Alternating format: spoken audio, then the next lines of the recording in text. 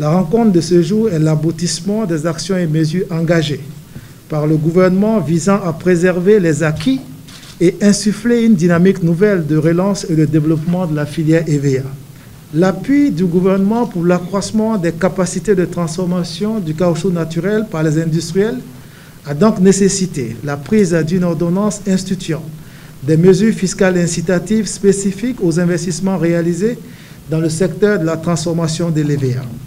Dans la mise en œuvre de cette ordonnance, la signature de conventions avec ces entreprises de transformation de l'EVA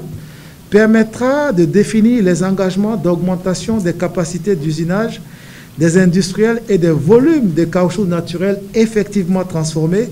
ainsi que les modalités de bénéfice des mesures fiscales spécifiques, incluant l'octroi de crédits d'impôt. À ce jour,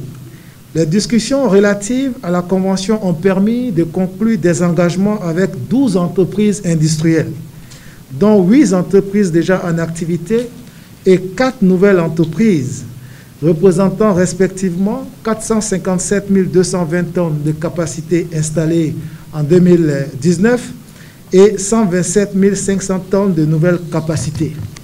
La signature des conventions avec ces 12 entreprises devrait permettre d'atteindre l'objectif fixé par le gouvernement qui est de 400 000 tonnes supplémentaires de caoutchouc sec à transformer sur la période convenue de 2019 à 2023. Je voudrais d'ores et déjà rassurer les entreprises signataires de ces conventions que la question de l'impact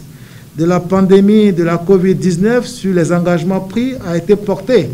à l'attention du gouvernement. Pour y faire face, le gouvernement prendra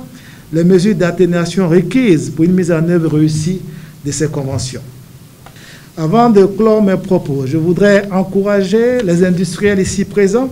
à continuer d'observer dans leurs différentes unités industrielles les mesures barrières,